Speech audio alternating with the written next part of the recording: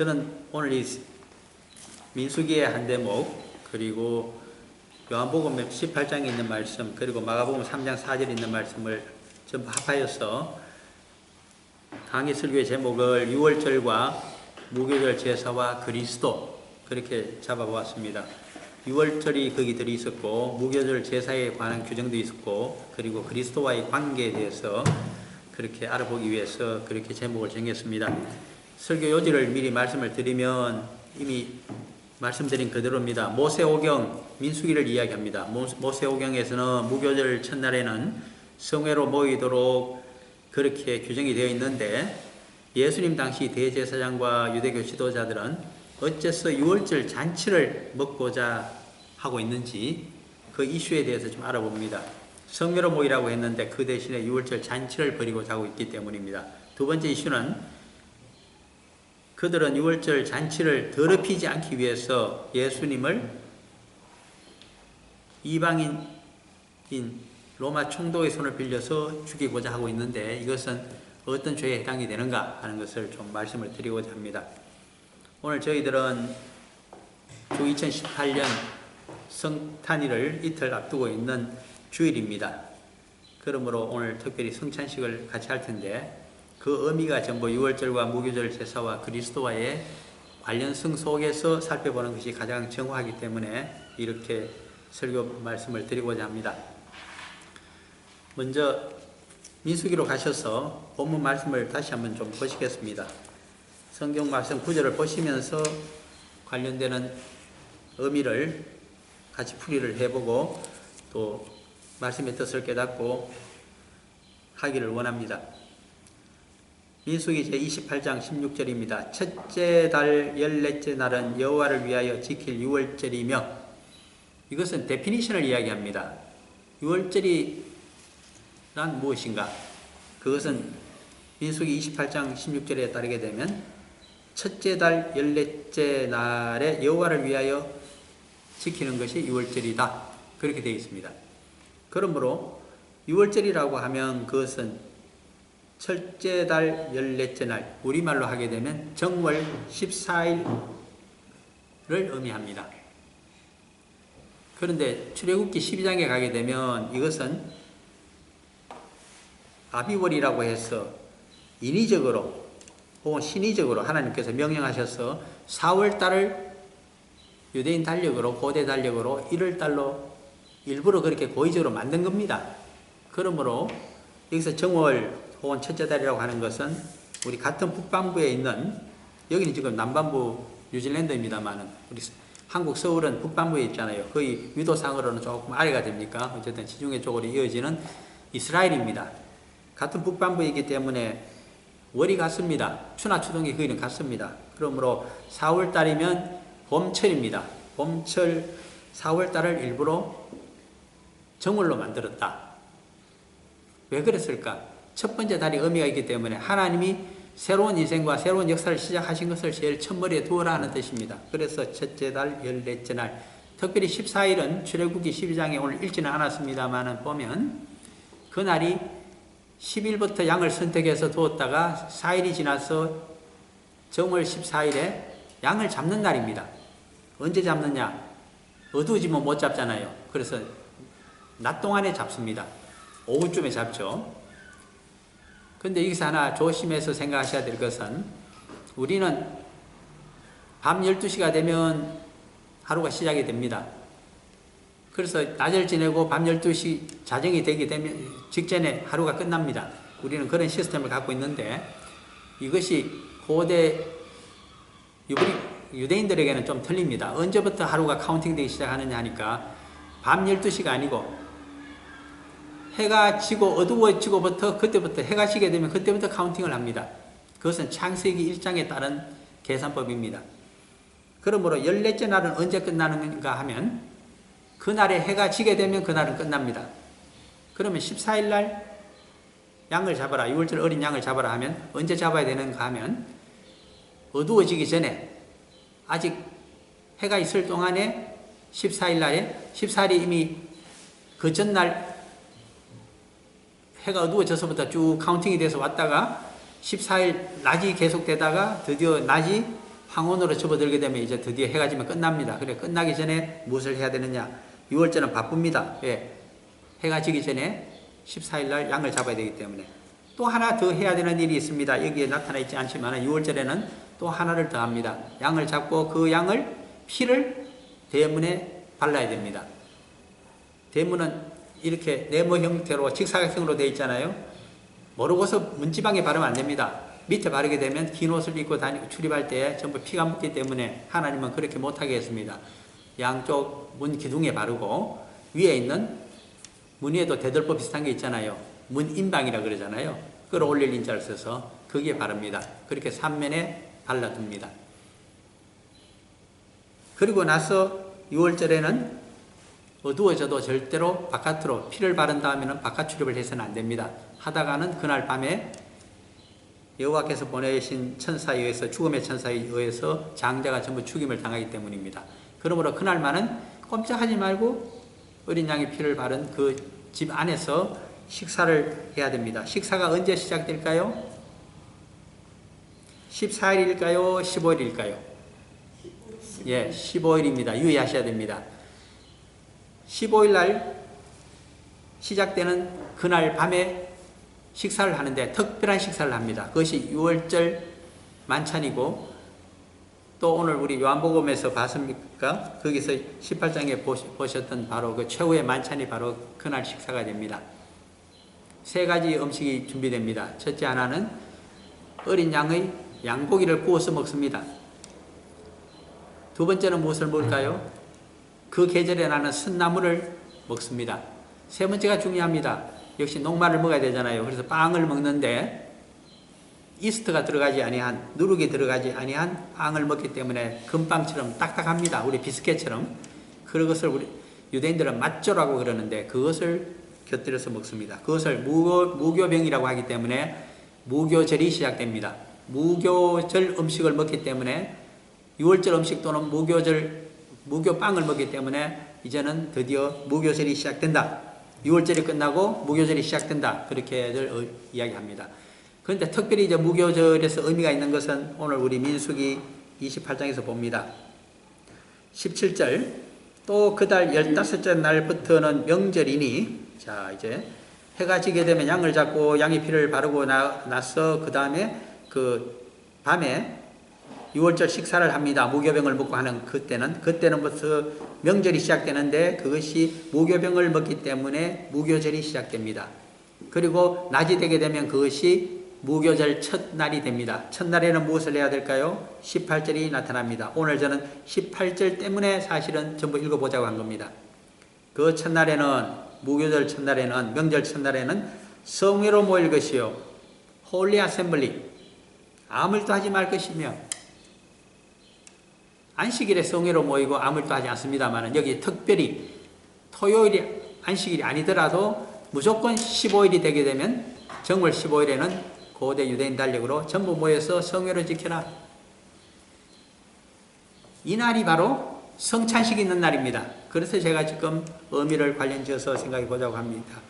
성찬식을 나누는 날은 어떤 날일까요? 이제 의미를 생각해 봅니다. 이 성회를 하고 있고 성찬식을 나누는 그날 주후 28년경입니다. 예루살렘에서 획기적인 사건이 하나 발생했습니다. 획기적이라고 하는 것은 BC와 AD로 나누는 예수 그리스도의 탄생으로부터 30년이 지나가지고 거기서부터 대사건이 발생했기 때문입니다. 예수님께서 십자가에 달리신 날이 바로 15일 낮이었기 때문입니다. 그것을 생각하면서 성회로 모여서 성찬식을 하는 것, 그것이 성도가 해야 될 날입니다. 우리 성경에서 흔히 이야기합니다. 우리들도 얘기하지만 성경의 지혜는 잔치집에 가지 말고 초상집에 가라. 그래서 우리 존경하는 이재철 목사님 같은 경우에는 외국 여행을 다니실 때에 잔치집 파티에 가지 않고 가급적이면 그 나라 공동묘지를 찾아가서 비석을 보면서 많은 생각을 했다고 합니다. 그렇게 묘지 순례와 비석 순례도 하시는 분이 계십니다. 그분의 생각은 바로 성경의 잔치집보다는 초상집에 가라. 그것이 성도가 인생을 살아가는 하나의 방법이다. 왜 그럴까요? 바로 이 18절에 있는 첫날 성회 때문입니다. 그리고 성찬식의 의미 때문입니다. 그날만은 무엇을 생각하느냐? 그날 성회로 모여서 무교절 첫날에 안식일은 아니지만 모여서 생각합니다. 왜 나를 위해서 예수님이 십자가를 이날 지셨던가? 유대인들이 양을 잡는 날은 그 전날이었습니다. 그러나 예수님은 그 다음날 십자가에 달리셨습니다. 그러므로 6월절 어린 양과 양에 대한 모든 것들은 어디서 완성이 되느냐? 그 다음날 예수님이 십자가를 지심으로 모든 것이 완성이 되어버립니다. 그것은 누가복음 24장 24절에서 부활하신 예수님께서 사도들과 제자들에게 일러주신 그 말씀과 같습니다. 구약에 있던 모세오경의 글과 그리고 선지서에 있었던 모든 내용과 그리고 성문서의 내용들 10편까지가 있던 예언들이 모두 나를 통해서 완성이 되었다. 이루어졌다는 것을 너희들이 기억하고, 마지막에 기억해야 될 것은 내가 너희들 위해서 십자가를 지고 죽은 다음에 3일 만에 부활했다는 소식을 온 세상에 전하도록 하라. 너희들은 부활을 전하는 사도들이 되어라. 그것이 우리들에게 주신 명령입니다. 누가복음 24장에 들어있습니다. 40일간 제자들과 부활하셔서 함께 계시면서 교육시킨 가장 요점이 그거였다고 의사 누가가 적고 있는 대목입니다. 또 하나 더 적고 있습니다. 우리 성찬식 이 첫날 성회와 관련해서 반드시 기억해야 될 것은 누가복음 24장 49절 말씀입니다. 한번 볼까요? 부활의 증거자가 될 뿐만 아니라 우리 복음의 증인들은 또 하나를 더 해야만 됩니다. 반드시 우리 성도가 성찬식을 통해서 그 은혜를 받아야만 됩니다. 그것이 누가복음 24장 49절 말씀입니다. 이 말씀을 우리가 잊어버리고 성찬식을 하게 된다고 하면 성찬식의 의미를 깨달을 수가 없고 이 첫날 성회로 모이는 아무 의미가 없습니다. 무엇일까요? 누가복음 24장 49절 말씀. 찾으셨으면 저와 함께 천천히 읽어봅니다. 볼지어다 내가 내 아버지께서 약속하신 것을 너희에게 보내리니 너희는 위로부터 능력으로 입혀질 때까지 이 성에 머물라 하시니라.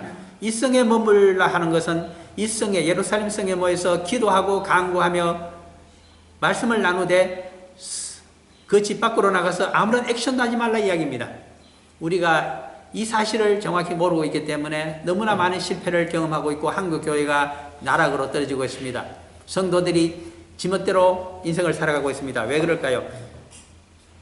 볼지어다 내가 부활하신 우리 주님께서 아버지 하나님께 약속하신 것을 얻어서 우리 성도들에게 보내줄 때까지 성령님을 보내주신다는 뜻입니다. 진리의 성령님, 능력의 성령님께서 오셔서 우리들에게 능력으로 내주 역사하실 때까지는 아무 일도 하지 말아라. 지상명령입니다. 온 세상에 나가서 복음을 전하고 그리스도의 제자를 양성하고 싶습니까? 그러나 그 일을 하는 데 있어서 반드시 필요한 것이 이 두 번째 조건입니다. 우리가 해야 될 것은 부활의 증거자들이 되어야 되고, 두 번째는 성령님의 능력으로 일을 하라는 뜻입니다.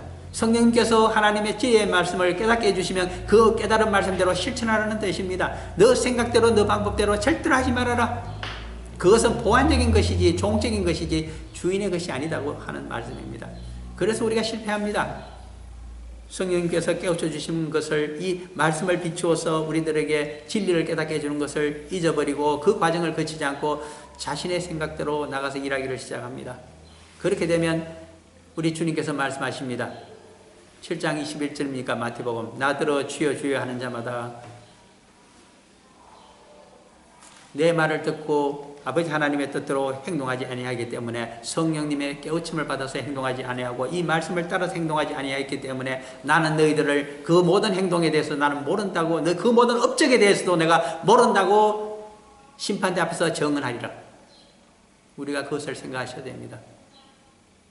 주인이 버젓이 눈을 뜨고 있는데 주인의 의견을 물어보지 않고 종이 제멋대로 합니다. 그것이 월권입니다. 그것이 주객이 전도되는 것입니다. 그러한 자는 심판대 앞에서 주인으로부터 보정을 얻을 수가, 인도서를 얻을 수가 없습니다.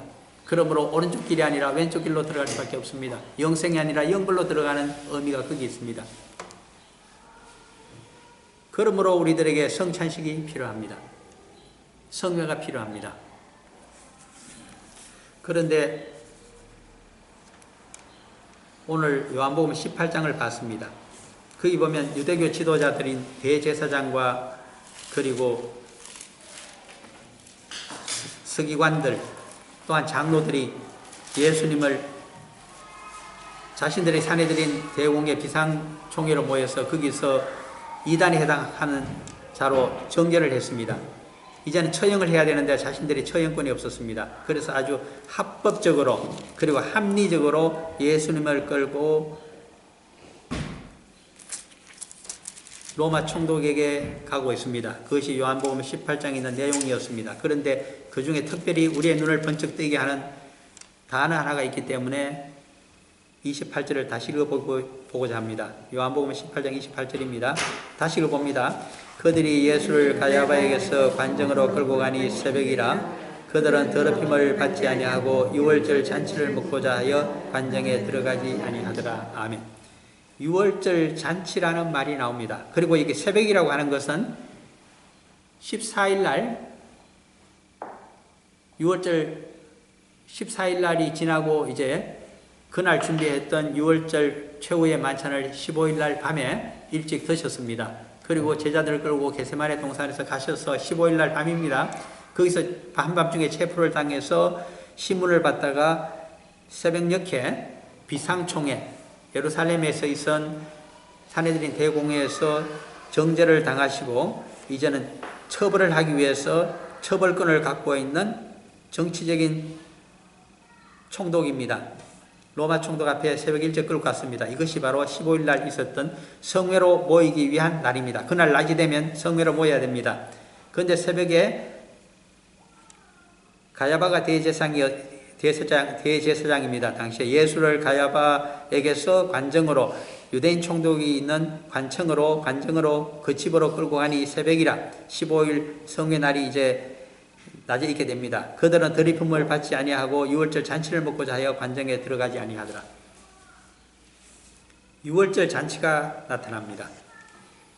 민수기에 있는 모세오경에 있었던 것은 첫째 날은 개념이 성회입니다. 홀리 아셈블리로 모여라. 그날은 어린 양이 왜 필요했으며 그날 밤에 애굽에서 주전 1446년입니까? 어린 양의 피를 대문에 바르지 않고 그 고기를 먹지 않고 집안에 있지 아니한 자는 어떤 사람이든지 유대인이거나 애국 사람이거나 상관없이 전부 장자의 죽음을 당했습니다. 그 집 바깥에 있는 날. 그런데 하나님의 말씀대로 그렇게 유월절 음식과 무교병을 먹고 선나물을 먹고 있었던 자들은 전부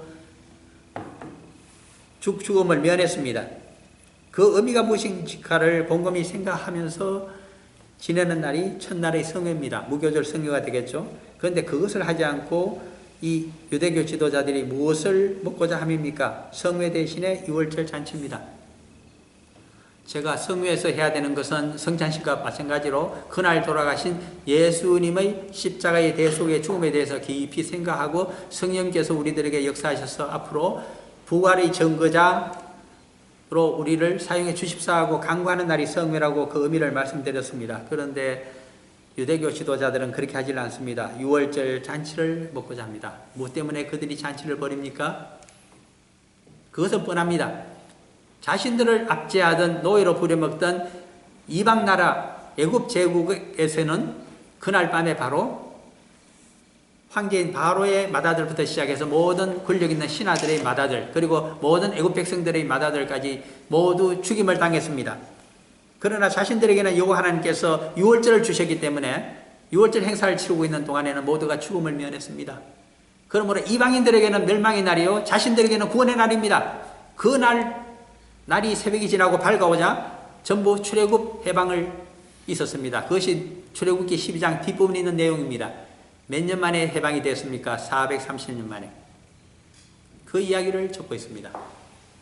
그러므로 이것이 선민사상입니다. 선민사상은 별것이 아닙니다. 여호와 하나님께서는 이스라엘의 수호신이시다. 그분은 우리를 출애굽으로 노예에서 해방시켜 주셨고 구원을 주신 반면에 우리를 괴롭히던 세상의 임금 애굽 제국의 황제인 바로와 그리고 모든 신하들과 이방인들에게는 장자의 죽음과 가축의 초태생의 죽음으로 심판을 하셨다. 그들에게는 멸망의 심판을 우리들에게는 구원을. 이것이 얼마나 기쁜지 그래서 잔치를 벌이고 있습니다. 이것이 유월절 잔치의 의미입니다. 그래서 저는 묻고 싶습니다. 오늘날 교회에서 성도들이 유월절 잔치를 하고 있습니까? 아니면 예수 그리스도의 죽음을 생각하면서 하루를 앞으로 어떻게 성령 받아 이 말씀을 깨닫고 실천하는 삶을 살아가야 되겠다고 결심하고 결단하는 날이 성회로 모이는 날이 되고 있습니까? 어느 쪽에 속합니까? 하나는 잔치요, 하나는 초상집입니다. 우리들에게 엄중하게 묻고 있습니다. 만약에 잔치로 유대교 지도자들처럼 지낸다고 한다면 멸망으로 밖에 갈 수가 없습니다. 날로 쇠락해질 것입니다. 하나님이 우리를 살려주셨죠. 아무런 소용이 없고 실익이 없기 때문에 다시 버려버리실 것입니다. 그러나 예수 그리스도처럼 자기 희생과 헌신으로 그리스도의 부활의 증거자들이 되고 우리 주님께서 보내주신 성령님의 은혜를 받아서 영적인 삶을 살아가면서 복음의 영사로 끝까지 살아갈 때는 우리들에게 환하게 천국으로 가는 문이 열릴 것이고, 그리고 우리들은 생명책에 그 이름이 기록되어지는 놀라운 성도들이 될 것입니다. 그 점을 우리들에게 이야기하고 있습니다. 그런데 또 하나 요한복음 18장 29절에서부터 31절까지 생각해 보셔야 될 문제가 있습니다. 우리 성도의 삶이 잘못되게 되면 유대교 지도자처럼 이렇게 될까 싶어서 드리는 말씀입니다. 29절. 그러므로 빌라도가 밖으로 나가서 그들에게 말하되 너희가 무슨 일로서 이 사람을 고발하느냐? 대답하여 이르시되 이 사람이 행악자가 아니었더라면 우리가 당신에게 넘기지 아니하였겠나이다. 행악자라고 하는 것은 죄악을 범한 범죄자라는 뜻입니다. 하나님께서 그를 범죄자로 규정하셨을까요? 아닙니다. 사내들인 대공회에서 종교재판을 통해서 했습니다. 자기들끼리 모여서 정죄한 것입니다. 이 세상에는 정죄의 두 가지가 있습니다. 하나는 인간들이 하는 정죄가 있습니다. 세상의 법에 따라서 자신들 무리의 이익을 따라서 정죄해버립니다. 자신들이 만든 법으로서 그냥 정죄합니다. 그것은 정의에 따른 것입니다. 그러나 창조주께서는 다르십니다. 공의의 법칙에 따라서 정죄를 하십니다. 예수 그리스도 이방인까지 살아가고 그들까지 모두 구원하기 위해서 자신을 희생하고자 하신 분입니다. 하나님의 창조주의 모든 생명을 살리고자 자신을 희생하는 공의의 정신을 실천하신 분이십니다. 그러므로 인간이 아무리 정죄를 했다 하더라도 하나님 영생이냐 영벌이냐의 심판대 앞에서는 그것이 적용이 되는 것이 아닙니다. 하나님의 창조주의 공의의 정신만이 그 모두를 살리고자 하는 사랑의 마음과 자기 희생만이 능력을 발휘하고 증거가 될 따름입니다. 그런 것을 여기서 볼 수 있습니다. 31절이 그래서 또 중요합니다. 31절. 빌라도가 이르되 너희가 그를 데려다가 그렇다면 너희 법대로 재판하라. 유대인들이 이르되 우리에게는 사람을 죽이는 권한이 없나이다. 아멘. 마태복음 10장 28절을 들이대게 되면 사람을 죽이는 두 가지 방법이 있습니다. 하나는 목숨과 신체, 몸을 죽이는 방법이 하나 있습니다. 세상 임금이 할 수 있는 것은 또 세상적으로 정죄하는 것은 거기까지입니다. 아무리 큰 죄를 저질러도 교수형을 당하고 나면 모든 것이 끝납니다. 그렇지 않습니까? 아무리 큰 죄악을 저질렀다고 하더라도 31점 빌딩에서 투신을 하여 뛰어내려서 죽고 나면 모든 것을 묻혀버립니다. 그래서 사무라이 시대에는 일본에서는 세포꾸라고 그렇게 합니다. 할복을 합니다. 그것으로 모든 것이 끝나버립니다. 그러나 성도들에게는 그것이 끝이 아닙니다. 왜 그럴까요? 이 땅에서의 목숨만으로 모든 것이 끝나지 않습니다. 그 영혼을 살려서 영의 몸과 함께 부활을 시켜서 반드시 끌고 갑니다. 요한복음 5장에 있는 말씀입니다. 어디로 끌고 갑니까? 창조주 여호와 하나님 최후의 심판대 앞에 끌고 갑니다. 거기서 오른쪽으로 들어가는 자와 왼쪽으로 들어가는 자로 갈라집니다. 오른쪽은 영생의 문이요 왼쪽은 영벌의 문입니다. 그것이 우리들에게 주어져 있는 미래상입니다.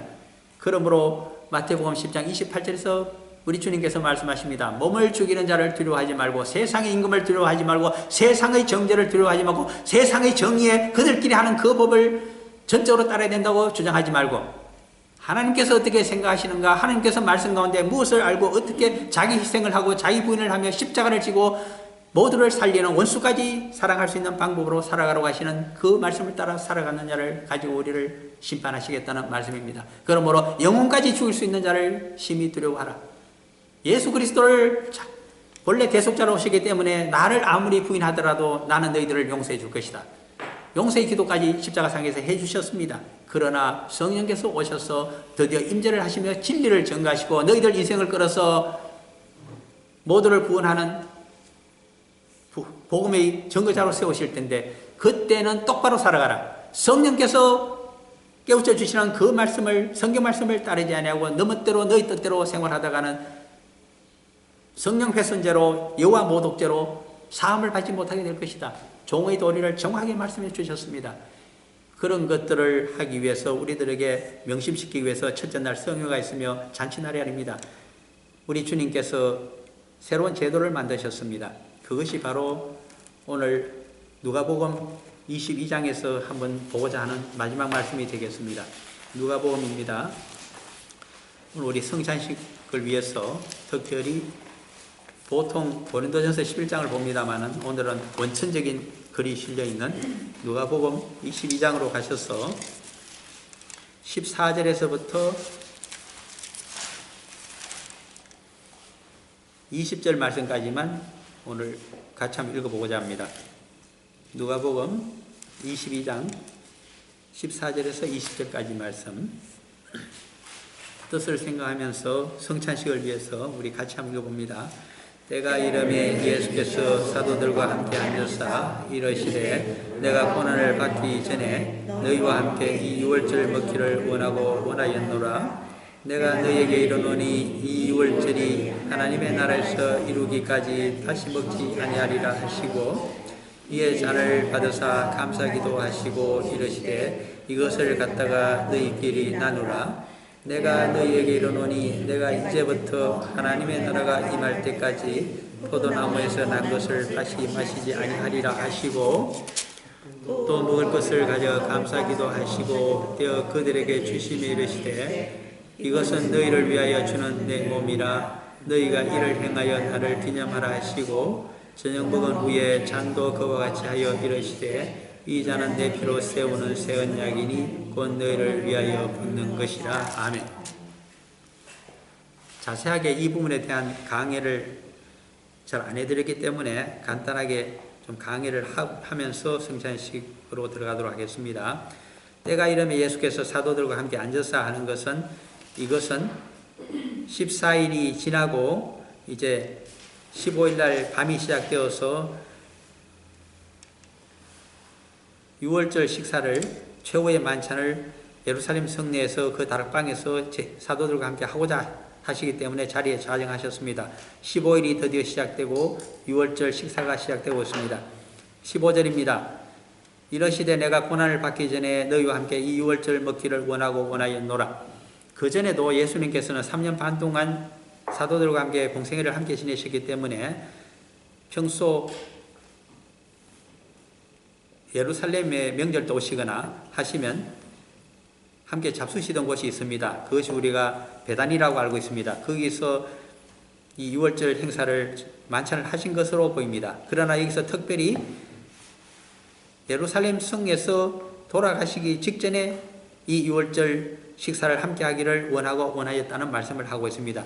그것은 이 식사를 해야만이 성찬식을 의미를 설명해 줄 수 있고 그리고 예수님께서 이제는 육체를 가진 예수님이 아니라 주님으로 그들과 동행하는 새로운 삶이 발생할 수 있기 때문에 이와 같이 말씀하신 것으로 보입니다. 그래서 16절입니다. 내가 너희에게 이르노니 이 유월절이 하나님의 나라에서 이루기까지 다시 먹지 아니하리라 하시고 육신을 가지신 예수님께서는 다시는 제자들과 함께 이 땅에서 같이 공생애를 사실 수가 없다는 말씀이 되겠습니다. 그러면 언제 우리가 육신을 가지신 주님을 다시 만날 수 있을까요? 우리는 2000년 전에 태어난 사람들이 아니기 때문에 만나본 적이 없습니다. 마치 사도 바울의 고백 그대로 영적으로 우리가 주님을 만나고 있을 뿐입니다. 그러나 우리도 부활하여 영생의 몸을 입게 되면 하나님 나라에 가서는 우리 주님과 함께 만나서 유월절 이 음식을 먹을 수 있는 날이 다시 있게 될 것입니다. 그러면 그 전에는 우리가 어떻게 살아가야 될까요? 부활하신 주님을 영적으로 우리와 함께 사시면서 이렇게 살아가라고 말씀하십니다. 그것이 17절부터 나타난 내용입니다. 이에 잔을 받으사 감사 기도하시고 이러시되 이것을 갖다가 너희끼리 나누라. 다른 복음서에 보게 되면 이것은 특히 요한복음입니다. 우리 주님이 찢기신 그 몸을 우리들에게 주셨다는 뜻으로 풀이를 하고 있습니다. 예수 그리스도의 몸은 요한복음 1장 14절에 보게 되면 그것은 하나님의 말씀이 성육신하신 것입니다. 그러므로 예수님의 몸이라고 하는 것은 그 깊은 의미가 바로 하나님의 말씀이 됩니다. 하나님의 말씀을 받아 먹듯이 하나님의 말씀을 우리에게 주기 위해서 자신의 몸을 대속의 제물로 찢어주신 우리 그리스도의 교훈과 생애를 그대로 받아 먹으라는 뜻입니다. 다시 말씀드리면 예수 그리스도의 몸께서 대속의 제물로 우리들에게 그 몸을 주셨기 때문에 우리의 남은 인생은 예수 그리스도의 지체로 살아가라고 하는 뜻이 바로 이 떡을 뗀다는 의미 속에 깊숙이 들어가 있는 영적인 의미가 되겠습니다. 그것을 생각하시면서 이것을 먹게 되면 이제는 예수 그리스도의 몸 대신에 내 지체가, 내 몸이 예수 그리스도의 몸을 대신하여 살아가는 제자가 된다고 하는 것을 생각하시면서 그 떡을 드시기를 바랍니다. 그 다음에는 포도주에 대한 말씀입니다. 18절 내가 너희에게 이르노니 내가 이제부터 하나님의 나라가 임할 때까지 포도나무에서 난 것을 다시 마시지 아니하리라. 예수님께서는 포도나무에서 생산된 포도주를 다시는 우리와 함께 육신적으로 마시지 않겠다고 하십니다. 그런데 우리에게는 성찬식 때 포도주를 주십니다. 그 의미가 무엇일까요? 그래서 포도나무에서 난 포도주의 의미가 아니라 다른 의미를 담게 됩니다. 그것이 19절 20절에 들어있습니다.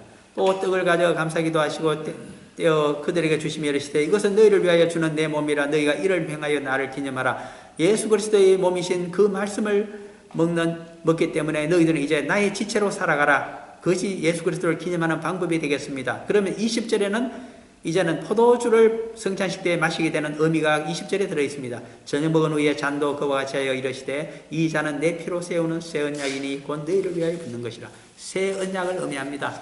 포도주. 성찬식의 포도주는 새 언약의 의미입니다. 그것이 바로 보혈의 노래로 들어있습니다. 이 말이 어디서 갖고 온 말씀일까요? 그래서 오늘 새 언약을 한 번 더 보셔야만 됩니다. 예레미야서 31장 31절에서 34절이 바로 새 언약에 대한 내용입니다. 그 내용을 두루마리에서 다윗 집안의 어부다들이요 그리고 아론 대제사장 집안의 가문에서 장자로 태어난 예수님께서 마리아의 아들이 아닙니까? 벌써 알고 계십니다. 그래서 새 언약이란 말을 그대로 갖다 쓰셨을 때는 예레미야서 31장의 말씀을 갖다 쓰셨구나 하고 짐작을 하셔야 됩니다. 예레미야서 31장 이 포도주에 들어있는 성찬식 포도주의 의미가 거기서 담겨 있습니다. 31절에서 34절까지입니다. 같이 읽어봅니다. 여호와의 말씀이니라 보라 날이 이르리니 내가 이스라엘 집과 유다 집에 새 언약을 맺으리라.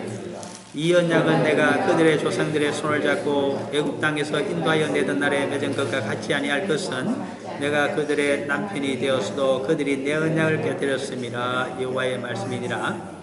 그러나 그날 후에 내가 이스라엘 집과 맺을 언약은 이러하니 곧 내가 나의 법을 그들의 속에 두며 그들의 마음에 기록하여 나는 그들의 하나님이 되고 그들은 내 백성이 될 것이라. 여호와의 말씀이니라.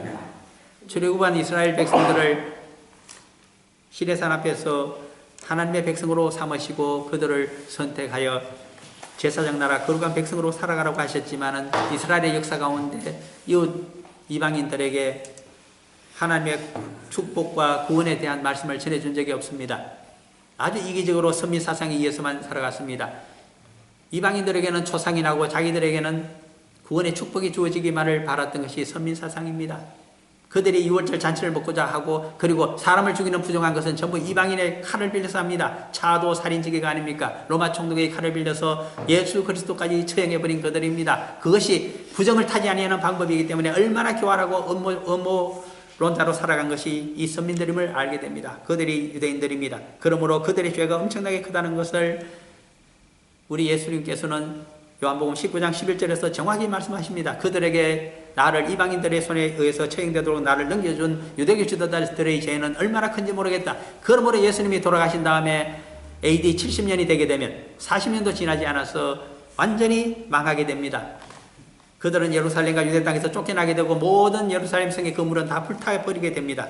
그리고 110만 명이 죽게 되는 처벌을 받게 됩니다. 그러한 어리석은 역사가, 그러한 실패의 역사가 다시는 성도들에게 발생하지 않기 위해서 우리에게 안전보장 장치를 하나 나왔습니다. 그것이 바로 새 언약에 있는 예레미야서 31장 33절의 내용입니다. 이 내용이기 때문에 누가복음 24장 49절에서는 성령이 임할 때까지는 너희들이 아무런 액션을 하지 말라는 말씀을 하셨습니다. 성령께서 오시면 우리들에게 엄청난 은혜를 주시는데 그 능력을 주시는데 그것이 정확하게 새 언약에 들어있습니다. 포도주를 우리가 마시면서 그것을 깨닫게 됩니다. 예레미야서 31장 33절 말씀입니다. 여기도 좋죠. 3133입니다. 그러나 그날 후에 내가 이스라엘 집과 맺을 언약은 이러하니 곧 내가 나의 법을 그들의 속에 두며 너희 속에 나의 법은 로마서 8장 2절에 따르게 되면 그리스도 안에 있는 생명의 성령의 법이 죄와 사망의 법에서 너희를 해방하였다고 하는 말씀 가운데 생명의 성령의 법입니다.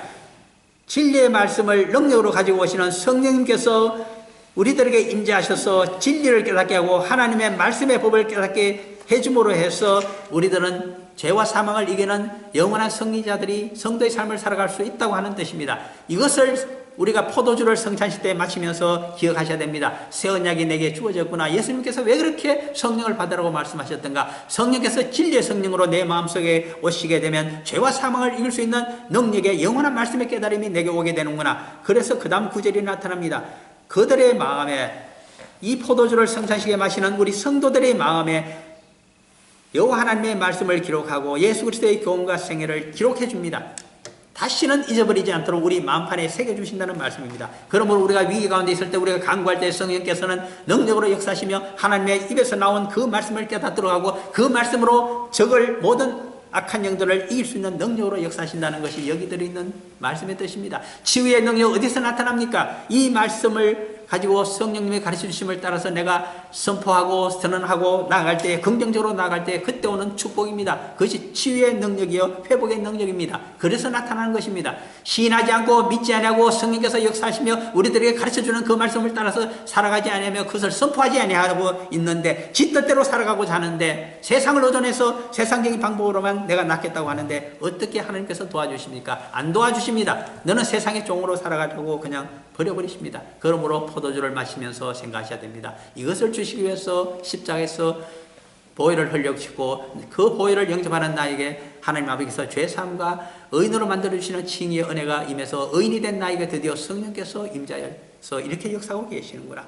그렇게 되면 여호와 하나님께서는 우리들의 하나님이 되고 우리들은 여호와의 영원한 백성이 됩니다. 여호와의 것이 됩니다. 출애굽한 그들에게 출애굽기 13장 1, 2절에서 선포하십니다. 너희는 내 것이라.